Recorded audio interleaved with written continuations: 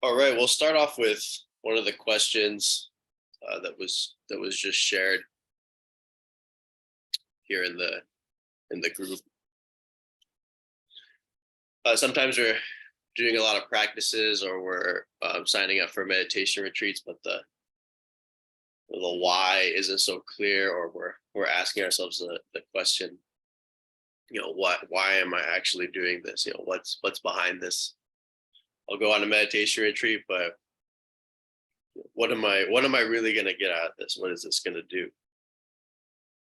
And all the different types of spiritual practices or paths, they all have different functions, and each of those functions with our meditation techniques can be related to the particular lesson that we're attempting to grasp in our spiritual unfolding, or whatever chapter we're in our lives. So right now, this is a lucid dreaming and OBE chapter for everyone. So it's important to ask, of course, what it is we want to get out of a practice, or out of a retreat. But it's also the case that sometimes we don't know, and we're not really supposed to know. We're just supposed to act. We're just supposed to surrender to the enlightenment drive. That term is from Tina Rasmussen. She talks about this force from inside that strives and that propels and pulls you towards awakening. It's a deeper part of our nature, or a deeper part of ourselves, that is continuously and always drawing us towards awakening. And it's quite mysterious.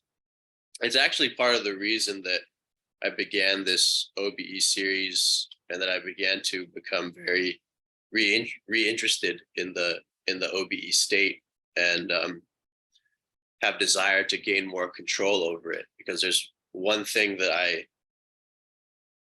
I've discovered about the out of body condition that's so profound.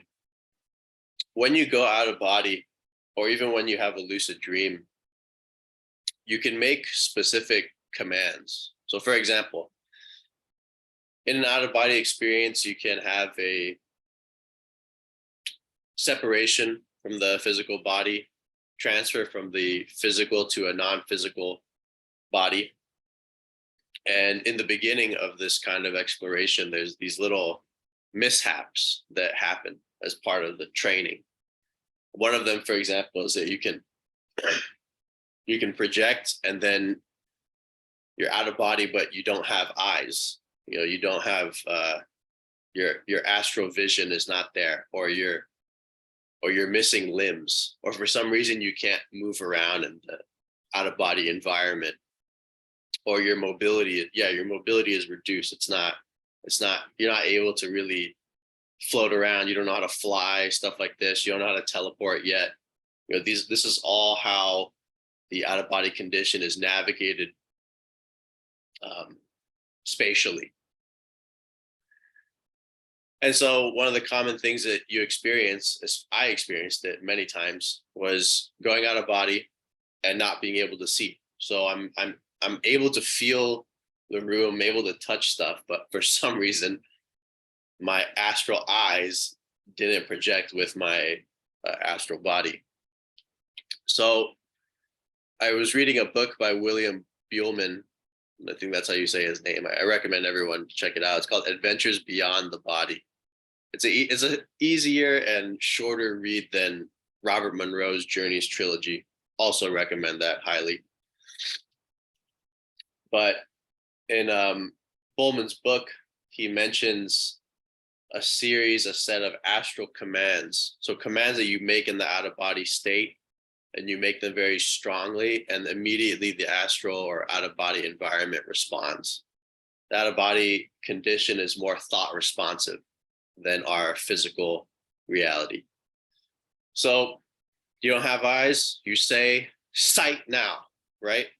Or you can't move, you say movement now, or you don't know what you're doing or where to go or what to do, you say higher self now. These commands, you'll notice that the astral environment responds to them immediately. So clarity now, for example, that's a way to actually extend your lucidity, whether in a lucid dream or an out-of-body experience, to sharpen the lucidity, the consciousness, and also extends the state of lucidity.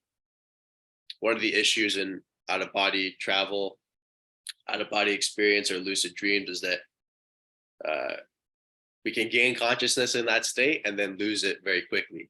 Like we're lucid for 5 minutes in a dream or something, and then the mind wanders and you slip back into unconsciousness. So the way to not have that happen is to use this command, this intention, clarity now, and your lucidity is extended. So you begin to ask at some point, after having used these commands,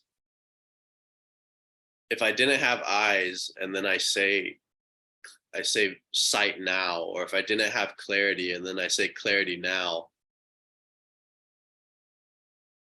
if I didn't know where to go or what to do and then I say higher self now, and suddenly I'm transported to some other reality or some more refined level of consciousness. It wasn't my conscious mind that did that. It wasn't my conscious mind that turned the lights on, that turned the astral sight on, or that transported me from one dimension to another. Is there an intelligence that is guiding the OBE experience? Is there an intelligence that is guiding or that is behind these mystical states?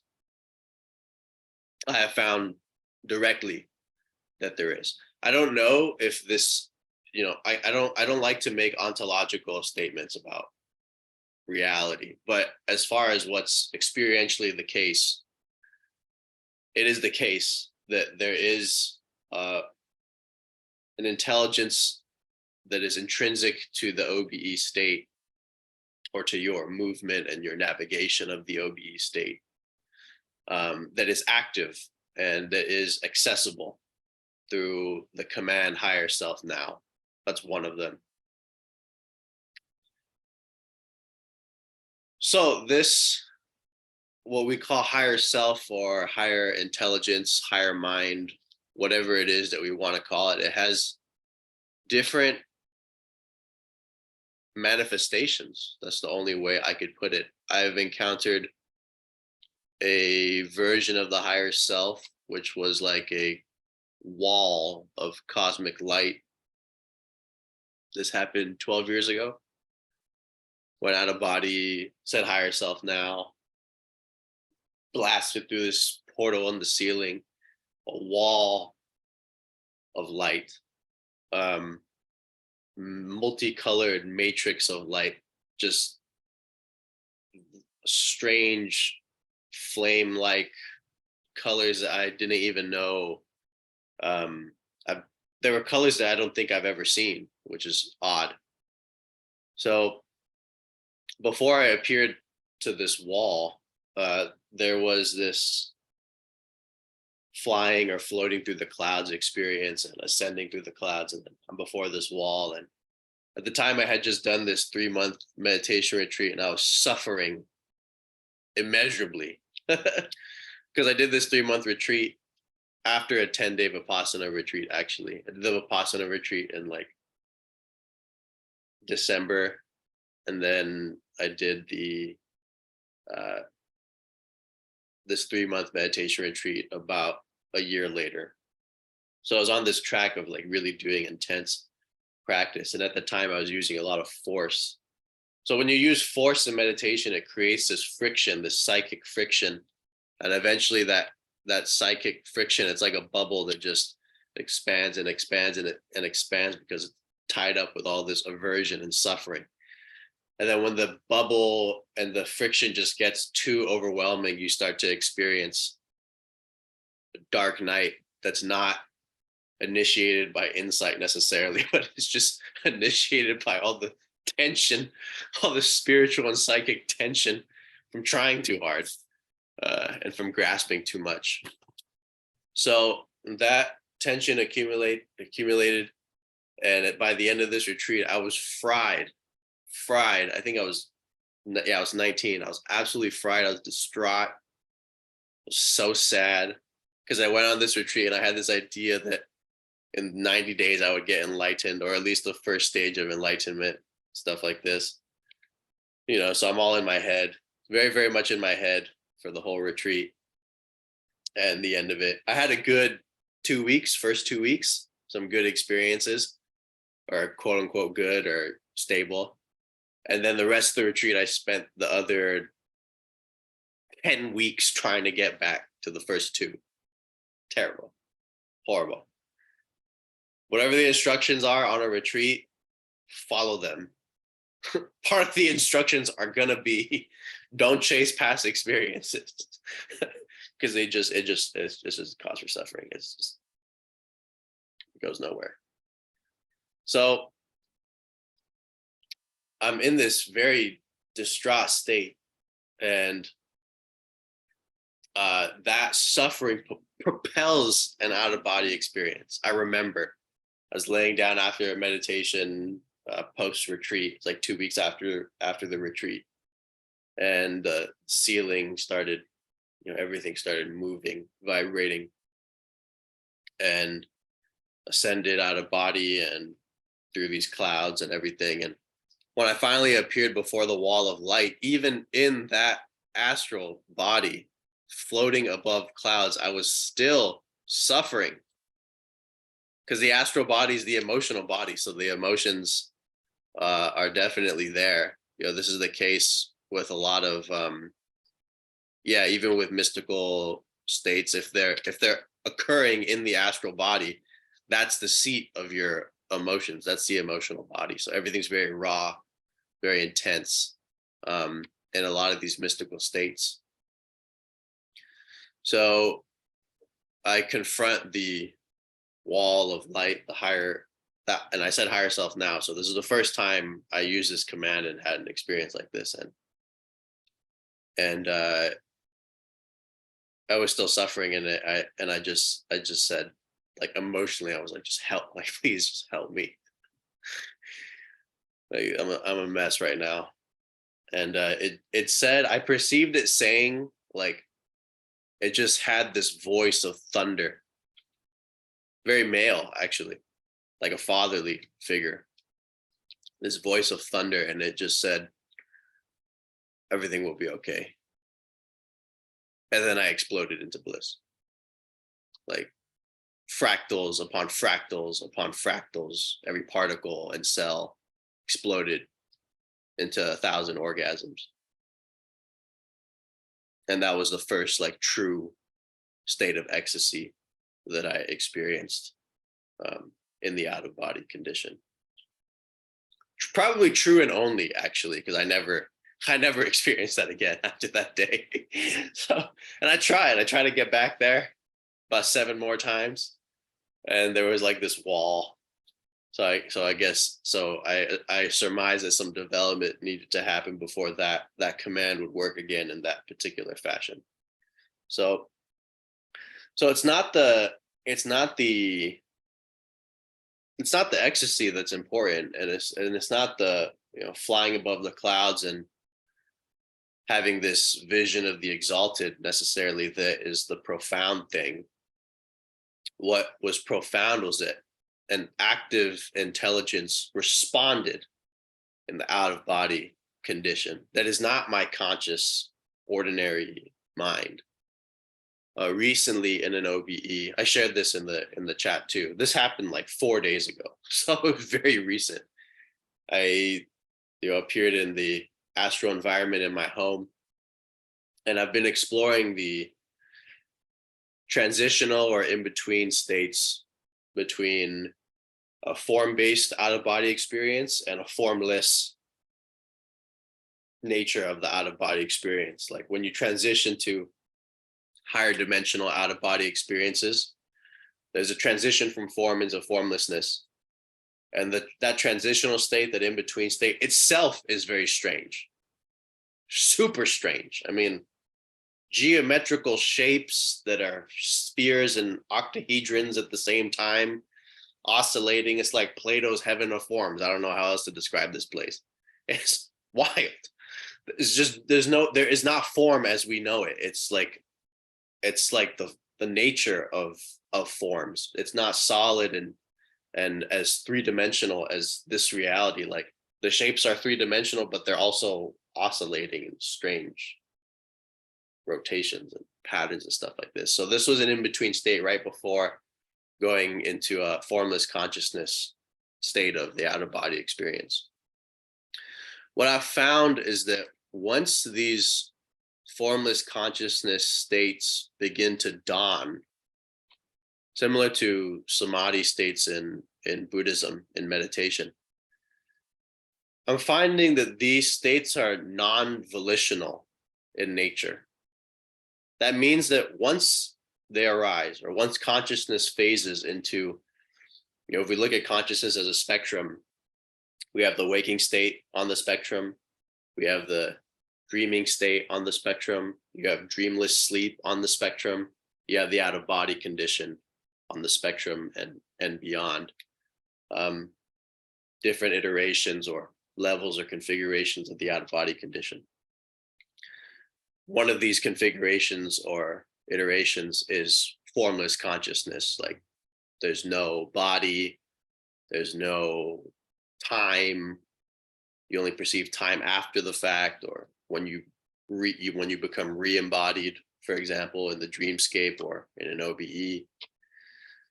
So when the out-of-body experience goes formless, I've found that when that starts, there's no possibility for intentions. If you're going to have an intention, you have to set it before.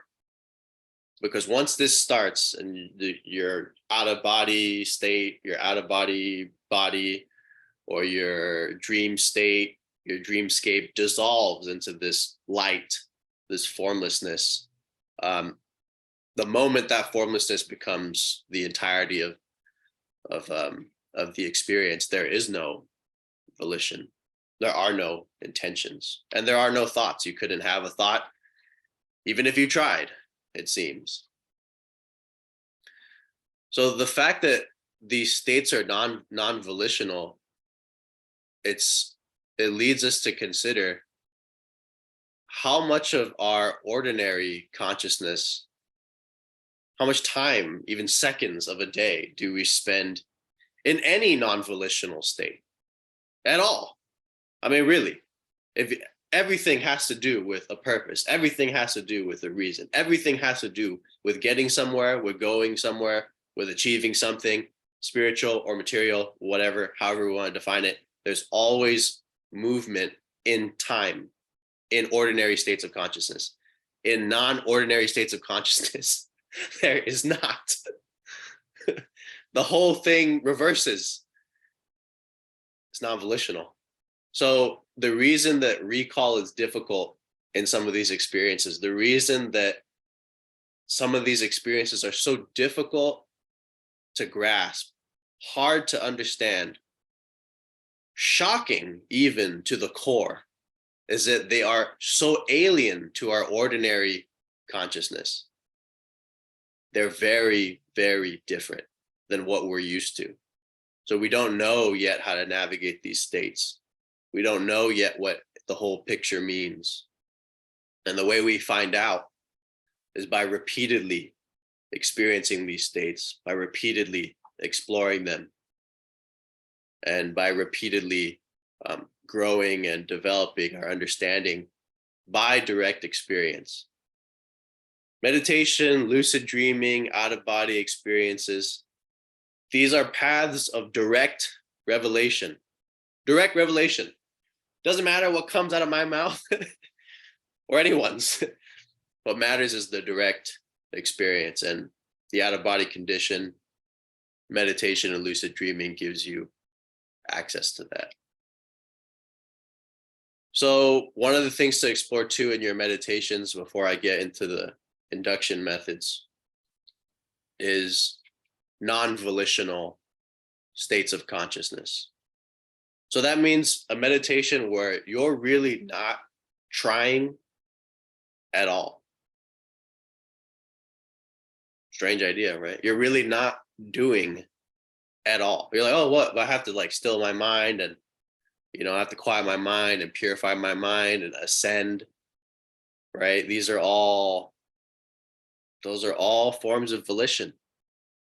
Those are all volitional activities. And they have their purpose. They have their function.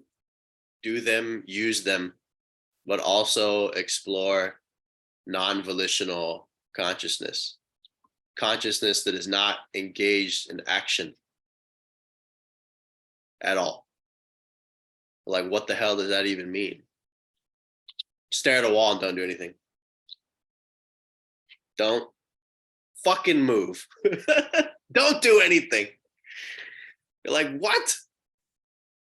And this is the whole point. The reason that these transitional states are not accessible to memory, the reason that you can't remember clear light sleep, or you can't, the memory doesn't last very long in some of these formless or cosmic consciousness level states, is because it's a different orientation.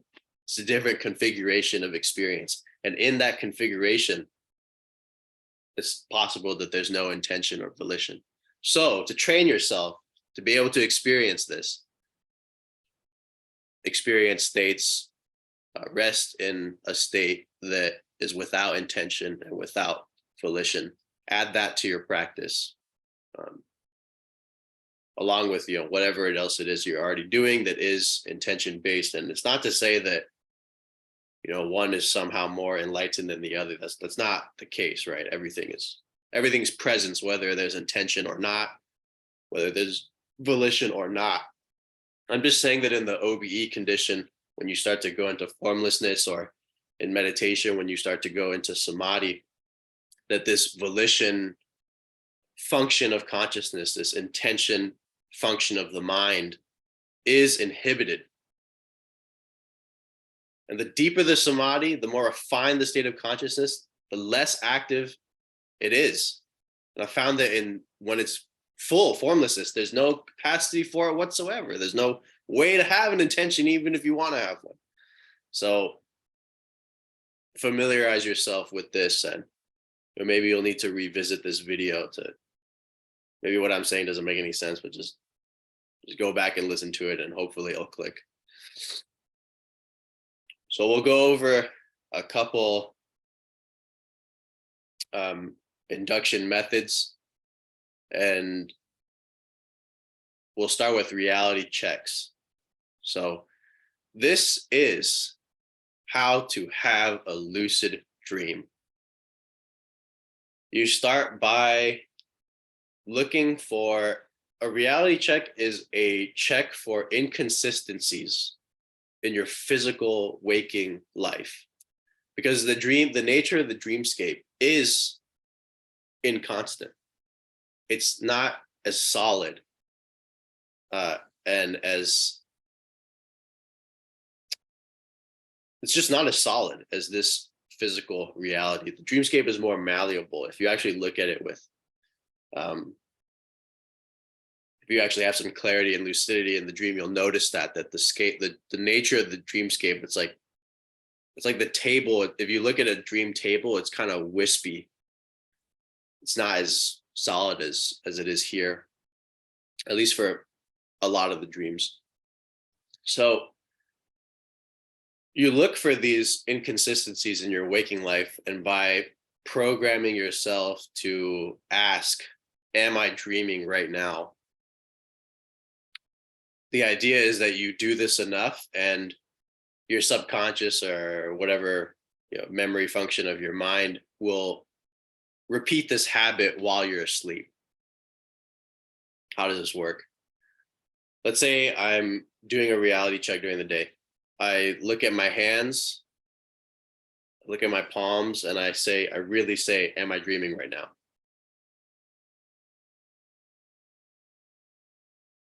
And I look to see if the lines move.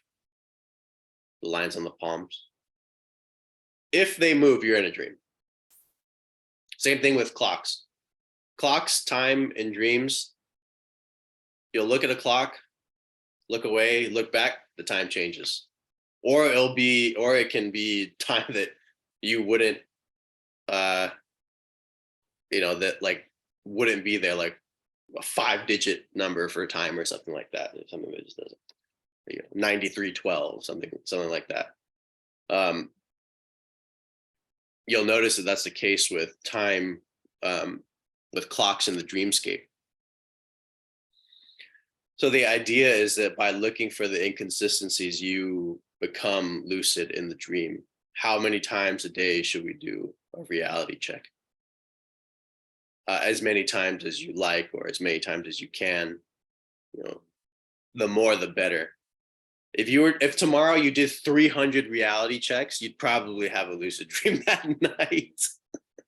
Or if you did 300 reality checks for like a few days or something, you'd probably have a lucid dream like within a week. So that's a lot of reality checking. I mean, that's a lot. That's pretty impressive. You're definitely dedicated if you can do it that much. So but you don't have to, of course, you don't have to be extreme like that. You can just do 10 a day or 15 a day. 1 every hour would be really good. So, am I dreaming right now? It's a programming method so that you do this while you're asleep. And if you do this, if your dream body, your dream self does this, and it looks, and then the hands move, boom, lucidity turns on. And you're lucid in the dream. And then what happens? Oh my God, I'm dreaming. And you wake up. That tends to be the first thing that happens to most people. So it takes a couple tries or a few tries, but you get the hang of it. So the idea really is just to explore more of your consciousness, more of states that you already experience, but you may not have any conscious awareness there or recollection of those states. Everyone has dreams, but we don't remember them. So that's also a part of the equation. If you can have the craziest out-of-body experience, cosmic consciousness, universal consciousness, whatever you want to call it, experience, if you don't remember it, it's like it didn't happen. Really. The same way that you could remember a dream an hour after you've waken up or later in the day because some object triggers that memory or some encounter triggers that memory, you can recall an out-of-body experience the same way. It's really strange how that happens, but it's just the way that memories are processed, particularly in the out-of-body condition or in dreams. Dream memories and out-of-body experience memories are processed the same way. They're indistinguishable. Actually, dream memories and waking life memories are indistinguishable if you really are precise about it. I mean, you can just do this exercise now. You can remember a memory from a dream.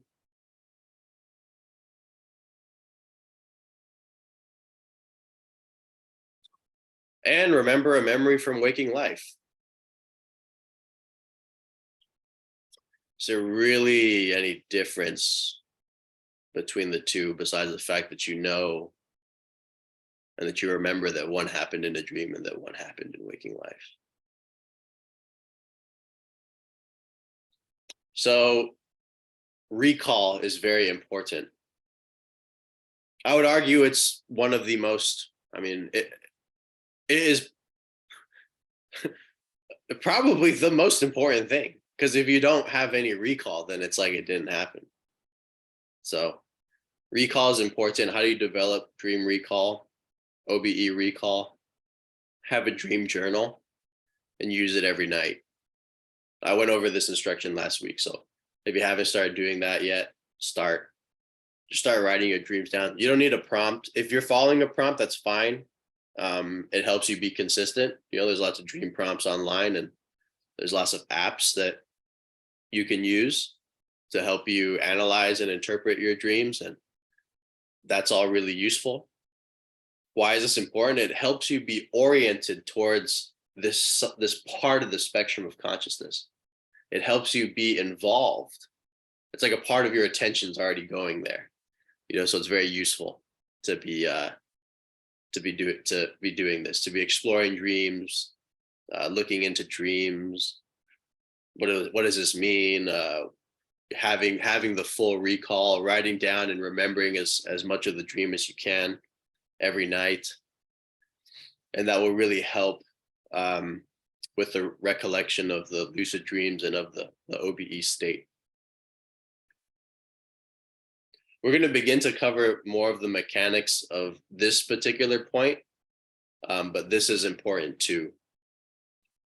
The idea is that you fall asleep consciously. That's really it. I mean, imagine you can use a recliner chair. I don't recommend you go into a lucid dream or an OBE in the bed that you sleep in, because you tend to fall asleep and lose consciousness too quickly. So I literally use that corner. Like, that's the corner that I have out of body experiences in. Okay. Whereas the bed is like in a different part of the room that I'm in. I use an induction technique as I fall asleep just to train myself, but generally I don't have them in the bed that I sleep in, because I just lose consciousness too fast. So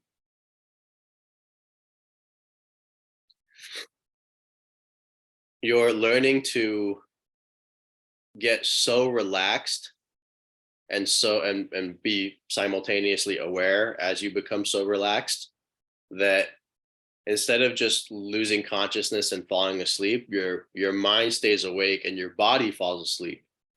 So this is called mind awake, body asleep. And in Robert Monroe's work, it's called mind awake, body asleep, or focus 10. So this is right before sleep paralysis begins, or the vibrational state begins. So in this in-between place where your body is asleep and your mind is awake, you can experience hypnagogia, which are very clear, realistic mental images, considered hallucinations because the nature is completely random. At times, you can hear sounds of people, or all kinds of weird stuff can happen in the hypnagogic state. If you've ever had a time where you were falling asleep and you kind of have like this mini dream, but you're not fully embodied in the dream. You have this mini dream, and then in that mini dream, you crash in a car, or you fall off a ladder or something, and then it wakes you up. You're like, oh, that's an example of phenomena in the hypnagogic state. You weren't totally asleep yet. This in-between state is the launching pad. It is the transitional state for either a lucid dream or an out-of-body experience.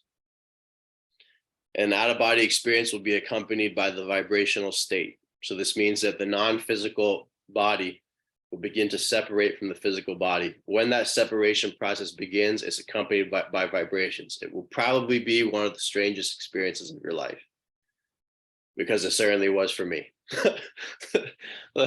Your body, like, these vibrations happen and you hear all these sounds, and it can be, for me, it was like roaring thunder.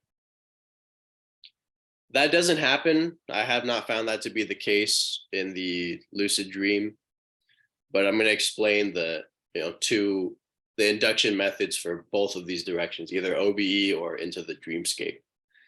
We'll do the dreamscape first because that's an easier one, and it doesn't require usually having to cross the fear barrier that comes with an out-of-body exit or experience. As you're falling asleep, you can remember a previous dream, and that will directly pull you into a wake-induced lucid dream. So how I've done it is, as I'm falling asleep, I remember this beach that I was at in a dream, the beach, and you just keep this clear image in your mind. You don't have to use a lot of focus, but use enough to make sure that your attention is there. Excuse me. So you have this image before you, and you're getting closer and closer to sleep, and because it's a dream memory, like that whole scene or that whole environment, it was the dreamscape, so it has the signature of the dream, of the dreaming reality. So you keep your mind on that, and you begin to feel yourself there. Remember that place and what it was like to be there, and you begin to see and really embody that place, as if you're walking through that scape again. When you do that in the transitional, or in the in-between state, mind awake, body asleep, it pulls your consciousness there. So what happened to me was, when I was remembering this, this particular dream memory or this particular beach, I started to feel the movement of the water, of the tide coming in and out. And then this screen appeared, like a blue TV screen that was glowing and like vibrating, oscillating. And I placed my attention on it, and there was this kind of spinning of consciousness that happened downward, and then I began to feel the water on my feet, and I was there. Lucid dreaming has its own, really, like, its own dimensions in the dreamscape, and there's so much that can be learned there. This series is more focused, more emphasized on the OBE condition. But the reason lucid dreams are very important for OBEs is that, one, you can convert the lucid dream into an out-of-body experience, and two, lucid dreaming gives you direct experience of navigating non-ordinary consciousness, gives you direct experience of navigating states beyond the physical that are not your normal waking state. So it gives you direct access, direct experience of non-physical states of consciousness. So it's very important for that reason. Aside from the incredible amount of exploration and personal value and understanding that you can get from lucid dreaming alone, the notion of learning to transition from a waking state to a non-ordinary state of consciousness with lucidity is the real, or like the most profound thing about it in regards to OBE. Because what happens with OBE is that, because the OBE state can be so different than our ordinary consciousness, or there's like this transition that needs to happen from physical to non-physical. Lucid dreaming helps you prepare and really trains you for all of that. Oftentimes when you're learning to have an OBE, you start having lucid dreams naturally. It's just a part of the movement of consciousness on the spectrum in that direction. So in a lot of out-of-body programs and training, you'll have lucid dreaming as part of it, for the navigational purpose, and also for the learning to have awareness in the transitional states.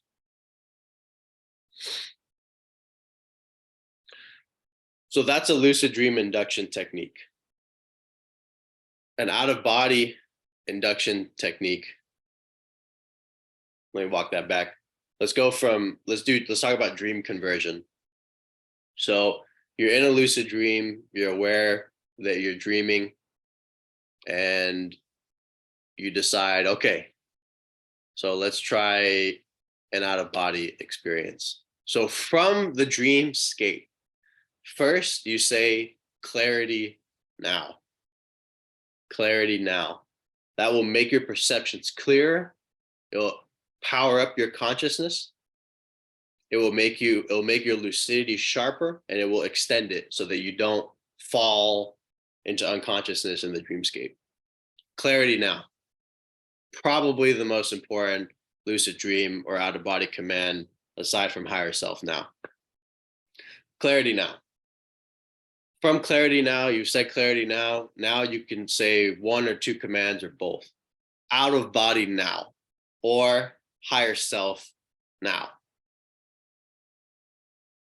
You say it with strength and you see what happens next. You see what happens next. If it doesn't work, say it again. It's like you just have to repeat. You have to repeat things sometimes for the out of body condition or environment to respond.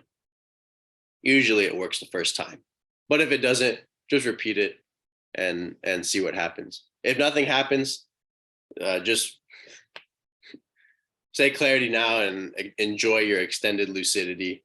And when you have your next lucid dream, repeat the same command and see what happens next. So, or you could say, if you try a command, it doesn't work, you can say, whatever your version of show me why I'm here is. Like I just say, show me why I'm here. And the scape will respond. Maybe you're not supposed to ascend out in that particular experience. Maybe there's something there for you to see, and that's why the commands are not working. So that's a thing to consider. But that being said, for the most part, higher self now or out of body now is a way to transition from the lucid dream into an out of body experience. So when you're in the lucid dream and you say out of body now, there's a couple ways you can orient your consciousness. There's a couple directions you can place your attention in. Generally, there's this sense of reaching above. Like when you say higher self now or out of body now, there's this natural tendency, or there's this natural inclination to mentally and with your awareness reach above into the dreamscape or into the sky of the dreamscape. That's one direction that your consciousness can move, and then you'll find yourself ascending into the physical body and then out of the physical body into the OBE condition. The other way is to have consciousness actually move in the direction inwardly, even in the dreamscape. So it's like you're turning lucidity in on itself, and that's a way to reappear in the physical or to experience a transition out of the dreamscape. So it doesn't have to be towards the sky. A lot of the manuals instruct you to do that, but you could just go inward, and it's like consciousness collapsing in on itself. It'll vanish in one place and it'll appear in another, which would be in the physical body. Actually, when you do that, you might just skip the physical body altogether and end up in the non-physical OBE or in a formless state.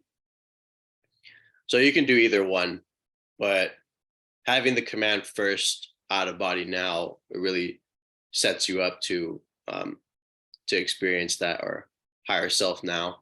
There's also a movement that happens when you make these commands, like when you say out of body now or higher self now, there's like a wind, a non-physical wind that comes up behind you. And when you follow that, you can just be propelled to the next state or the next part of the experience that you're going to have. There's actual movement. So you just get taken up by the movement, and that's sufficient.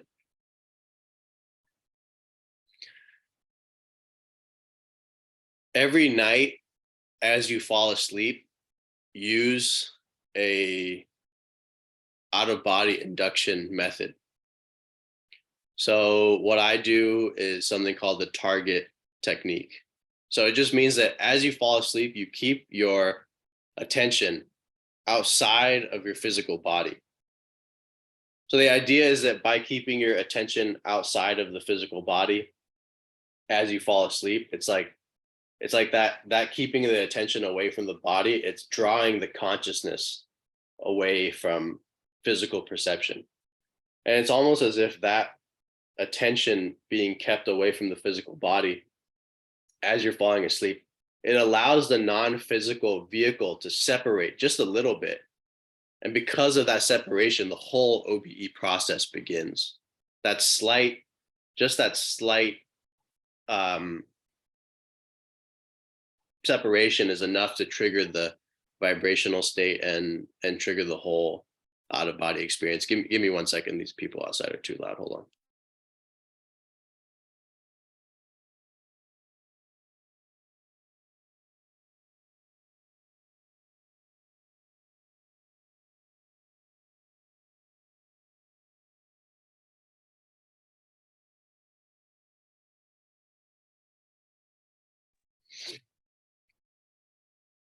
Okay, back to where we were. So how to do the target method. As you're falling asleep, you can remember a place or a person that you want to, or place that you want to go, or a person that you'd like to be reunited with. A lot of you have had mystical experiences already. So in some of those mystical experiences, you may have encountered a being or a guide, or you were in a specific dimension.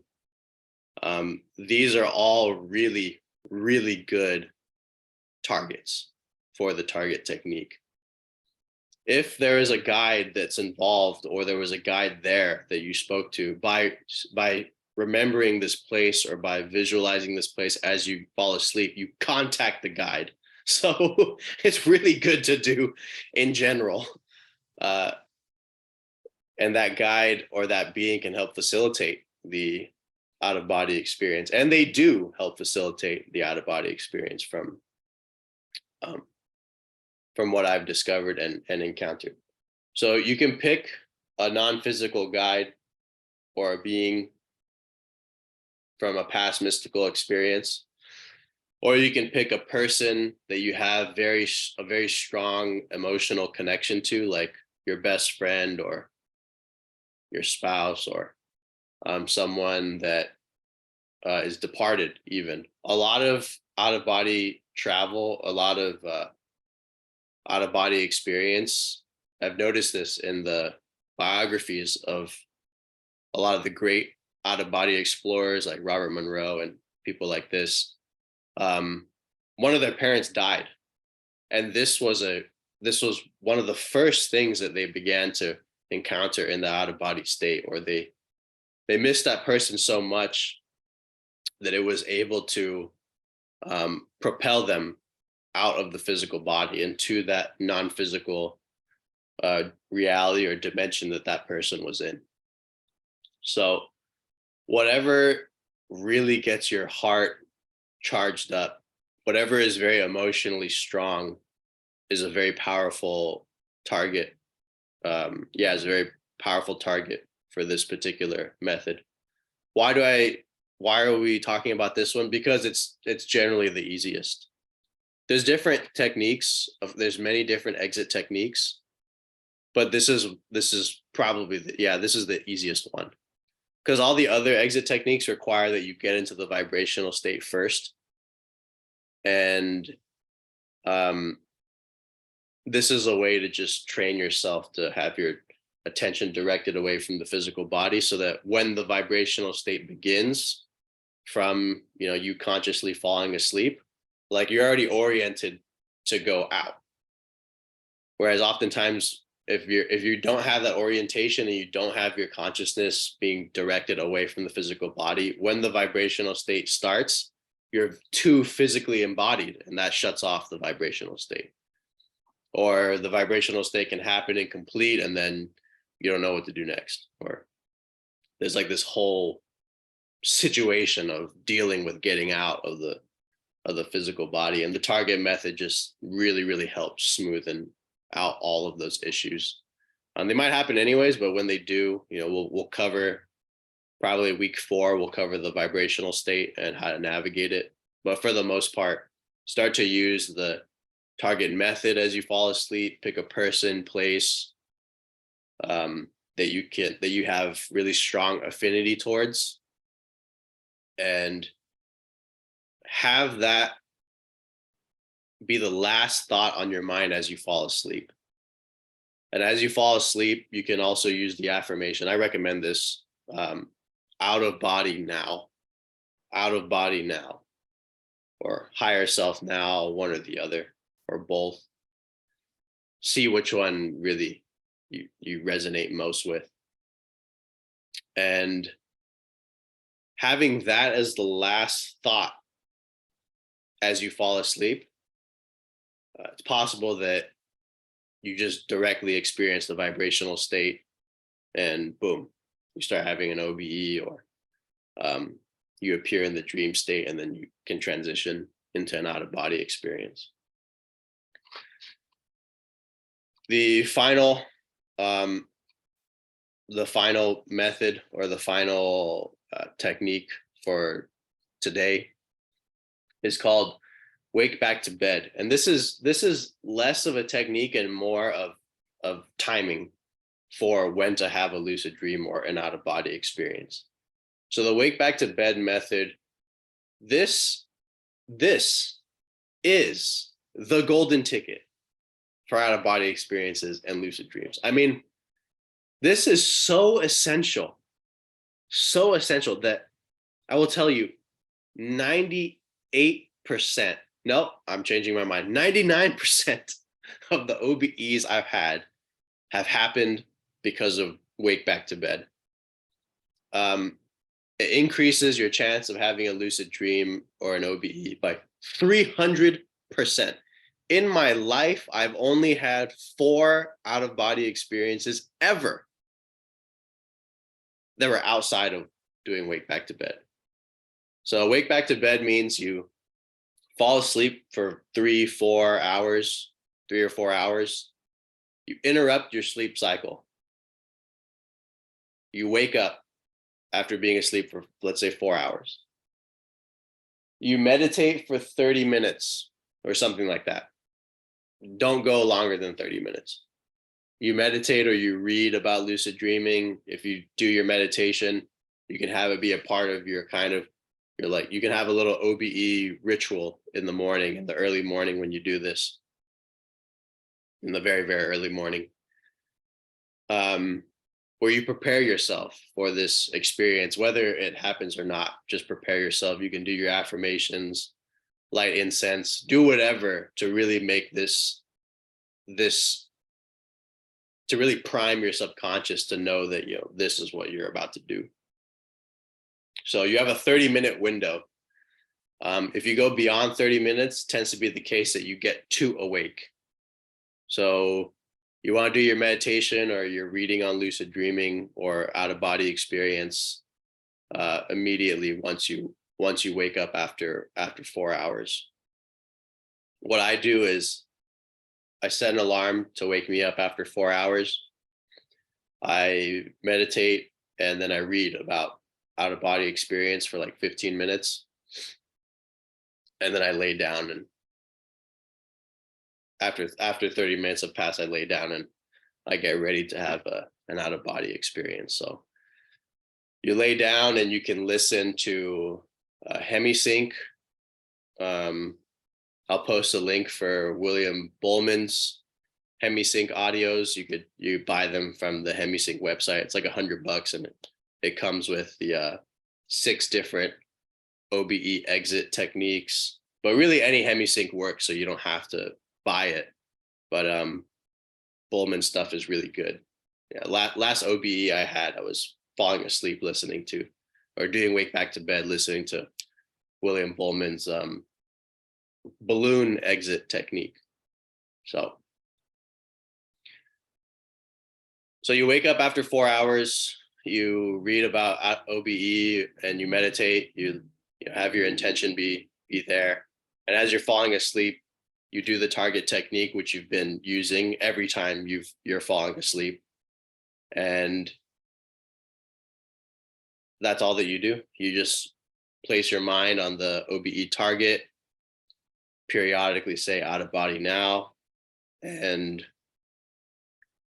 you let your body get so relaxed that you transition into the in-between state and into the out of body state. You just keep your mind outside the physical body on the target, and as the body falls asleep, when it completely falls asleep and the vibrations begin, your consciousness will be propelled there. Yeah, it's a matter of practice though, because even for me, like last week, I had to do wake back to bed 3 times, and on the 3rd time I had an OBE.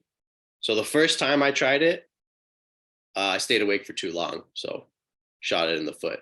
Second time I tried it, I just fell asleep and had a vivid dream. 3rd time I tried it, I ended up in Plato's Heaven of Forms. So it worked. It just takes some persistence. So just do your do your reality checks, your dream journaling, and your OBE target technique. And you have these 3, and you do this every day. And most people, a lot of people within 30 days, 60 days at the most, will have an out of body experience just with these 3 reality checks, because that's going to cause lucid dreams to happen, and you can convert a lucid dream into an OBE. The target technique, of course, your journaling to improve recall, along with timing, which is the wake back to bed method. Why does wake back to bed increase lucidity by 300%? The idea is that once you've already completed a few sleep cycles, oh, one second, everyone. I need to plug in this laptop real quick. Don't die, please.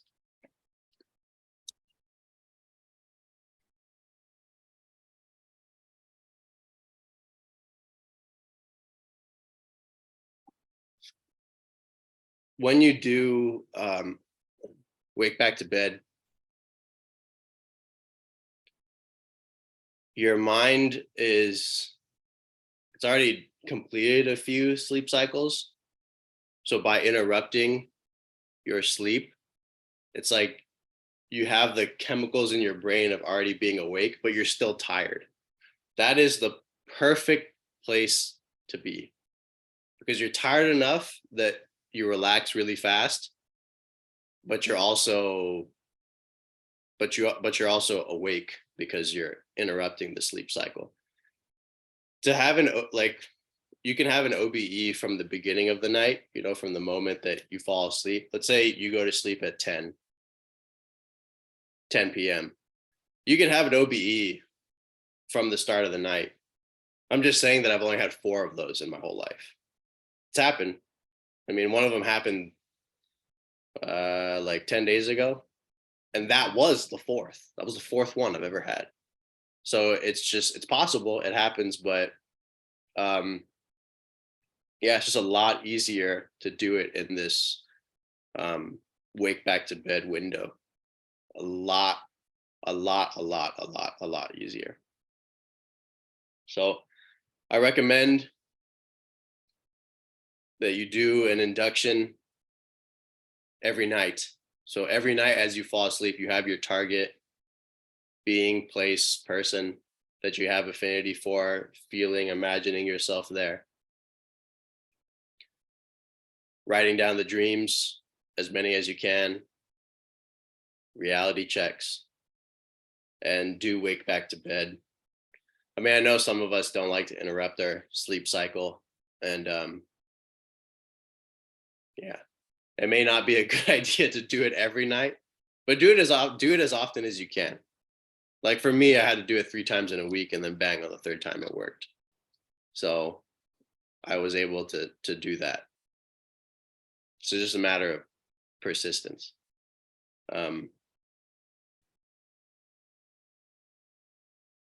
Yeah. So I think that's sufficient for today. You can take a couple questions, and yeah, and then we'll do our meditation. I know this was a long talk, but It's definitely an important part of the series. And when we start the meditation, if those of you need to leave after 10, no problem. Just go ahead. But are there any questions?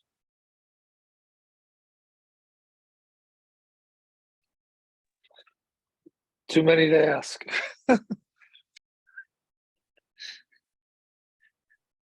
Yeah, well, I was wondering, when doing the wake back to bed, what if you go to the bathroom, or how to, like, for me, it would be hard to fall back asleep again, usually, and then I'm awake and I'm wake. So how do you get rested when you're awake in the morning eventually? When you do get back, fall asleep, can you go? Oh yeah, definitely. Yeah, it's like when you do wake back to bed and you interrupt the sleep cycle. What has often happened to me is I'll have the OBE, Mhm. and when I return to my physical body, it'll be like let's say I wake up at 4:30, right? So from 4:30 to 5 a.m. I do a meditation, I do some reading about out of body experience, and then at 5 o'clock I get in the bed, or I get on the couch right here. Within 10 minutes, I'll be having a lucid dream or an out of body experience. About between 15 and 30 minutes, I'll return to my physical body, and then I'll write down what happened, and then I'll actually just complete the amount of sleep that I need, and wake up and continue with the day. So to do it, because it will take up like about an hour, you would have to sleep earlier if you still wanted to get your full amount of rest. Yeah. Okay. And so after the waking, you go and sleep somewhere else. Yes. Kind of feels strange. Okay. Yeah, because the idea is to get so relaxed that you consciously enter sleep. You consciously enter the body being asleep, and that's really the transitional state. So it could be, you could lay down on a yoga mat or lay down on a couch or a recliner chair. Yeah. The reason that you don't do the bed, you could have an OBE in the bed that you're sleeping in. I mean, it's happened to me, but I'm just saying generally you don't use that in your practice because most people will fall asleep too fast. It just depends on the person though. If you have trouble falling asleep, maybe the bed is the right place for you. If you try the couch and you try the mat and it's just you're not getting relaxed enough, then yeah, just go back to the bed. Okay.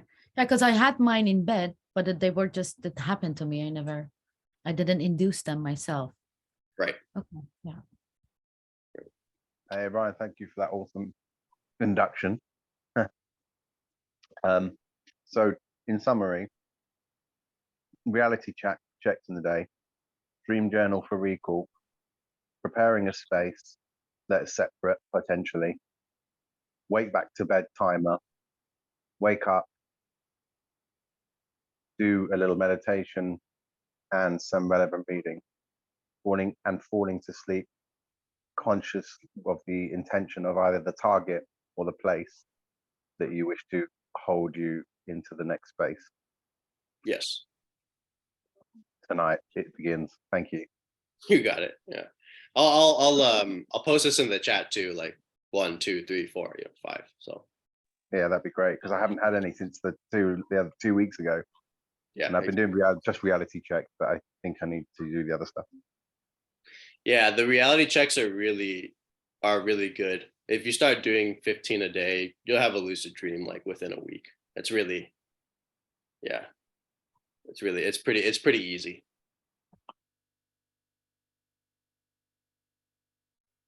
Nice. Wow. Thank you so much. Can I ask just a quick meta question? Sure. So if I understand the point of the intention, like I was talking about with my ceremony on Saturday. I'm trying not to be too intentional. So I mean, I guess it's the paradox, right? Because the purpose of OBE and lucid dreaming is to have an intent.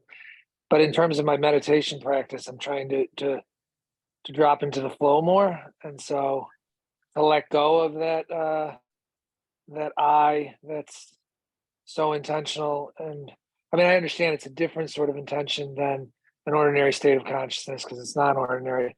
But in terms of how this is fitting into my meditation practice, because I'm trying to integrate the two, and I'm going to do this because I'm in this class, like I said, with this guy who's doing active dreaming, lucid dreaming, Robert Moore. I don't know if you ever heard of him, but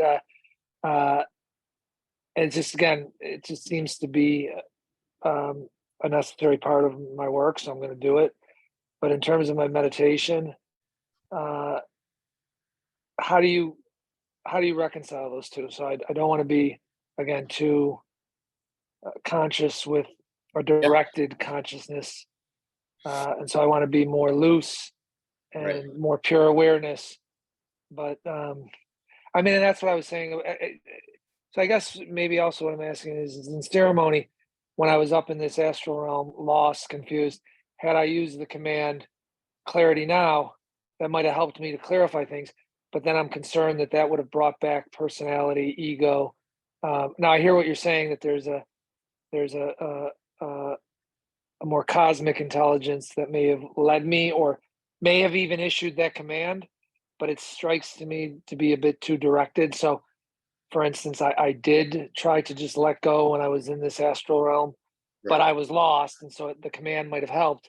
But had I issued the command, I'm concerned I would have slipped back into dualism. Does that make sense? Yeah, definitely. There's this like the concern.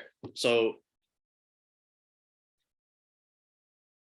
explore and really do both, because they're both functions of consciousness. I mean, you have both volitional states and non-volitional states. You have both times where it's pure flow, and then times where some navigation would also be useful. So in a transition into a lucid dream or into an out-of-body experience, because it's not something that's already natural for your consciousness, there is some intention that is actually required if you wanted to do this, So like it's different than in meditation. Like I just stare at a wall and I rest in a natural condition and there's no volition or activity that's happening and it's just pure flow. This is like, it is like getting up and going somewhere. Like if you wanted to go to Central Park, like you would have to have the volition to get up off the couch and to walk to Central Park. So it is like that for an OBE initially, because it's not something that you're already used to. Once you're already used to it, then you don't have to be so volitional or intentional about it, because you're already familiar with the territory. Like also the fact that this is an out of body or a non-ordinary state, there's like, once you're there, then there can really be flow. Because I found that if I have the vibrational state, for example, and I just surrender to the vibrational state and I don't give rise to any intentions, which is fine. I mean, that's what we do in meditation. But if I do that, then there won't actually be an exit. I'll just fall into a dream. Like there actually has to be the movement of consciousness from here to out here for that exit to occur. So it just depends,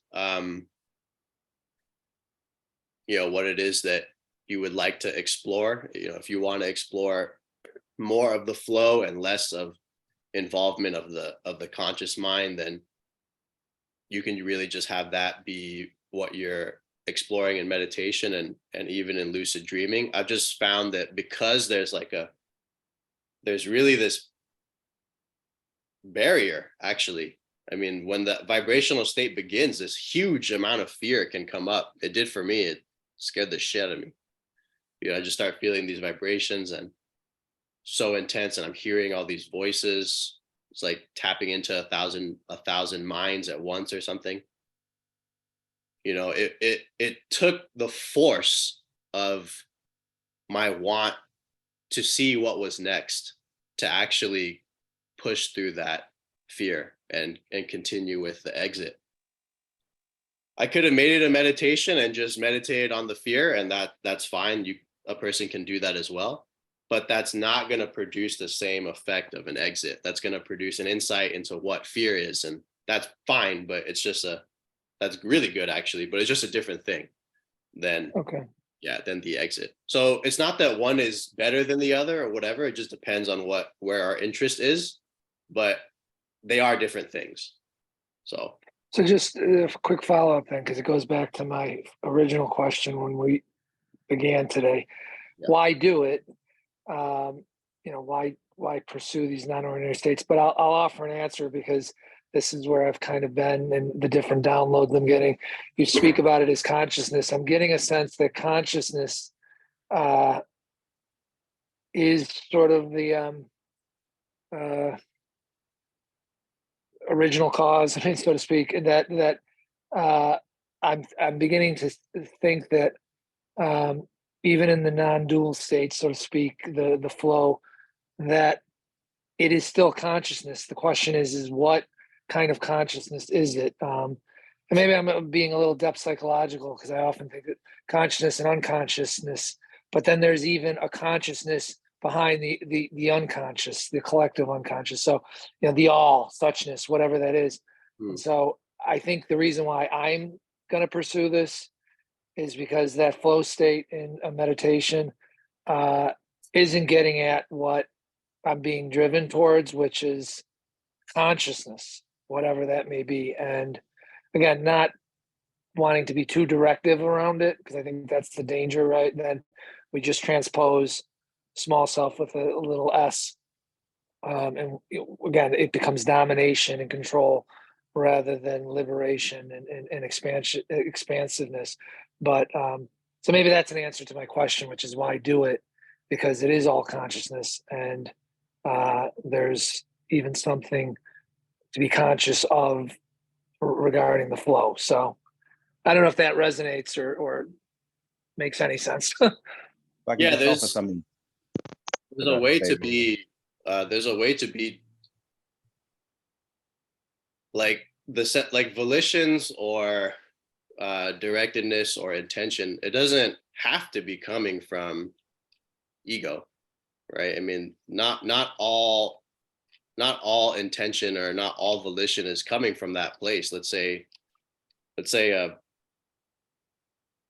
bus is about to hit a kid and you're within 5 feet and you move and you push the kid out of the way and you get hit and you die.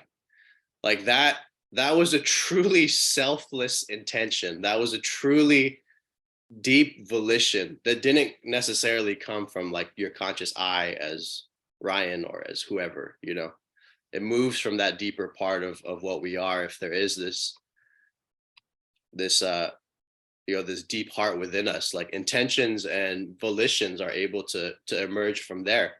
So it just depends like where the intention is coming from, what part of ourselves is the intention or the directedness coming from. Just because it's a directedness or just because it's a volition doesn't mean that it's the ego or that it's coming from our limited sense of self. There's definitely motivations that come from that, right? We all know that, but it's just a matter of distinguishing what is coming from what.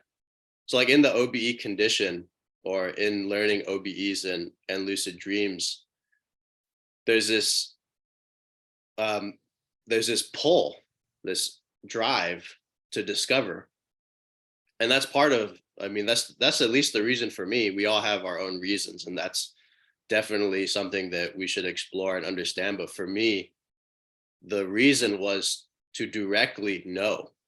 Like I said, this OBE and lucid dreaming and meditation, these are paths of direct revelation. You directly experience this stuff. It's one thing for me to read in a book that it says the higher self is guiding you in the OBE state, or the higher self is doing this or doing that, or You know, there are formless aspects of consciousness. There is formless nature of consciousness that is, you know, experiential in the OBE state. It's one thing for me to read that, and then it's completely different for me to verify that and to know that directly. So that's really what my initial motivations were, and even my motivations now are to directly understand and explore what this actually is, because I don't want to take it for granted from anyone else. I can't take their words for it. You know, it's even suchness and non-duality and flow and just having a non-volitional consciousness all the time. We classify that as enlightenment in our own human understanding of the case, of the condition. If a person's free of intention and they're free of imagination, you classify them as enlightened. That to me is not like, you could be enlightened, but there's still aspects of consciousness, there's still aspects of reality to discover, in my opinion. So there are still questions. There are still things that I don't know, or things that I haven't fully explored that are to be explored. So Can I say something about that? The question David asked. David, from what I know from the shamanistic approach, when you're being in ways and the path you have with plant medicine, part of your initiation is to learn about out-of-body experiences. So eventually you can become more trained in how to travel in your dreams, because you're going to be working at night when you're sleeping. So it's like learning how to drive, because you will be driving a lot of cars and then you know what to do, and it's part of the training. So it's not a matter of choice. Even I think eventually you will find out. You have no idea how many times in my dreams, like, okay, I'm going to remember this, take mental notes, and I wake up, poof, and it's all gone. And so I learned the hard way. So take notes, do the things you need. Start as soon as you can, because it's just, you know, it's coming if you like it or not. It's just coming. David, Yeah, but- can you hear me? Oh, continue. Sorry. Yeah, just wanted to say, I had no intention of doing lucid dreams. I was just reading the hundreds of conversations on the thread, and then it just happened. But in spite of that, I managed in my first and second one to say clarity now. So there was no ego or intention there. It just was there. And I think that's what you were talking about, the cosmic consciousness said, these are the words, you've picked them up somewhere, rather than all the other things in the chat I could have said, you know, what is the mind, Beyonce, I could have said anything, but that's what came. And the other thing is, I know a guy I used to dance with, he's Morley, he wrote a book on lucid dreaming. He uses it to do ACA work. So that is intentional, that is from the self. I want to be free of pain.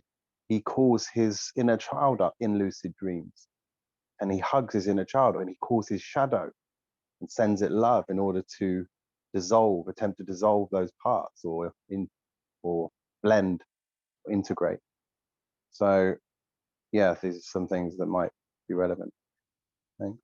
Wow. Yeah, thanks for sharing that, both of you. Yeah, maybe regarding the recall, I mean, like for me today, it was like completely crazy. I had like 2 whole pages of like dream recall. Wow. That's a lot of dream. And the crazy thing about it is, like, I just realized that in my dreams, like, because like you become more aware of it, that there's really not, I mean, it's like difficult, you know, to look back, but like there wasn't really a dreamer. It's more like I was watching a really, really good movie, and you're getting really immersed in the movie. And I just had like the most awesome movie. But like, how do I trigger lucidity from that? Are you doing the reality checks? No, like I haven't done, because like, if you have no, like, because I wasn't asking myself, like, if you dream like that, you are basically just watching like a movie, and then there's really no hands or clock that you can like check, like how do I do the reality checks with that? Yeah, just try the reality checks. Try the reality checks because it'll train your mind to look at hands. So even if, I mean, it's possible that even in your dreams, like even if you're not embodied, because of the habit of looking at hands, it could appear that way, you know, in the dream. Or you could do that also, but then have you tried a wake induced like wake induced induction after doing wake back to bed yet? Have you tried that? Yeah, but that like yeah, like with that I need to find what really works for me. I mean, for me, I naturally have to go up at night to go to the toilet, so like I don't have to set an alarm. Yeah, if that happens, then try the wake induced technique. And I think one of the best wake induced techniques is to use a dream object as you're falling asleep. Like remember a dream object in your mind's eye as you're falling asleep, and then just get so relaxed and see what happens next. But yeah, the reality checks are really indispensable. So if you did that for a week, you know, I wouldn't be surprised if you had one within a week. Just doing Okay. 15 a day, one every hour. That's really sufficient because it's not even so much the objects that you're using, like your hands or clocks. It's the question that triggers the lucidity, you know, because usually in the dream we never ask ourselves, am I dreaming right now? You know, like that doesn't happen. But by doing the reality checks, you're training your mind to ask that question. So then when it's dreaming, because of its habitual nature, it asks that question. And then, am I dreaming right now? And then you see, oh, this reality is not as constant. It's a little, you know, misty compared to the waking state. And then you realize that you're dreaming. So the hands and the clocks, they're tools for the questioning. Okay. Yeah, the questioning is really what allows the recognition to happen. Like when you look for the lines on the hands and the lines move, that recognition is what allows you to become lucid, but it begins with the questioning.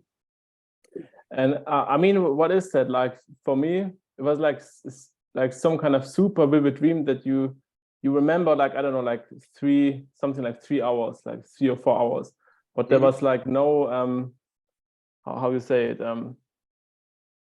like no conscious control over it, you know, I don't know, like it's like not really a lucid dream, but it's like also like I don't know, like a different kind of dream. I don't know. Was Yeah. it then lucid? If you don't What? have control over, was it lucid? It was just like watching a really good movie, but you don't control like things. You're just watching a movie.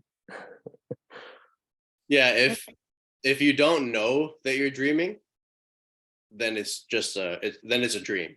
If you know that you're dreaming, it's a lucid dream. So the dreams can take many configurations. Like you could dream of something before it happens, you know, that's a precognitive dream. There's different types of dreams, but a lucid dream is just having lucidity in the dream irrespective of the type, you know. Okay, I see. Yeah, that's the main difference, because you can have first person point of view, third person point of view. You could even be dreaming as another person, right?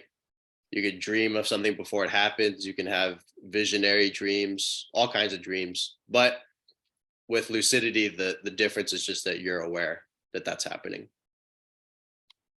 I think that actually happens if you're like watching some kind of movie, that you go like into like the different actors, like depending like what happens in the movie. Yep.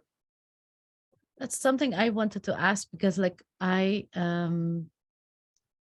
can't really remember the last time I didn't have a lucid dream. So almost all the dreams I have are lucid. But I not co- it's I don't think it's continuously. Sometimes I become aware. I enter the lucidity in the dream, and most of the time they have been so different and so wild that I don't feel like I have the time to use commands or anything. So I try to keep up with the pace. And do you think by the time that we become conscious, like really lucid and start to intervene actually and have this interaction with the dream space because of the commands we're using, won't we be interfering with what's happening? Isn't it like I think I've told you before that in most of lucid dreams, I just choose to watch and know that I'm lucid and just see what happens, because Right. I don't know what they want to show me. So how does that, have you thought that, have you had used your commands of gone to places that you felt like, oh, actually maybe whatever that the program was or the intelligence was could have brought me somewhere else and I now ended up here? Well, when I use the commands, that's when the intelligence actually becomes, the perception of the intelligence actually becomes stronger. Okay. So like when I say clarity now, like it's not my conscious mind that is maintaining the clarity. You get what I mean? Or like when I say higher self now, it's not my conscious mind that jumps me from one place to the other. The commands are for the purpose of actually The software. being more in touch, exactly, being more in touch with the intelligence of the experience.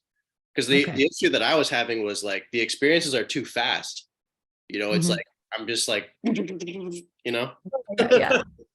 I'm like flying through dimensions.